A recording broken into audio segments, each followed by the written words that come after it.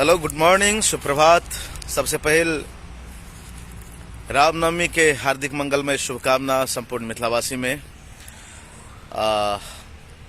आज राजविराज में कार्यक्रम हम जा रहा है, एक लागी बहुत बहुत शुभकामना, बहुत बहुत बधाई।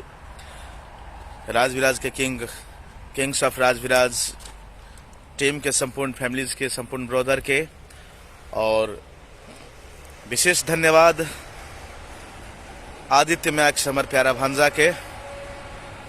और आज हम शूटिंग में छी, उना प्रोग्राम में हम पहुंचता हूँ, लेकिन बहुत दूर में छी और शूटिंग के शेड्यूल लग गए, ते द्वारा हम नहीं आ सकबे। आए ये जानकारी कराबा चाहे छी कार्यक्रम जे राजविराज में अपन 70 जिला में भर रहा है,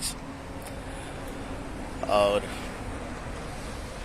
बहुत पवित्र दिन, बहुत अच्छा दिन सबको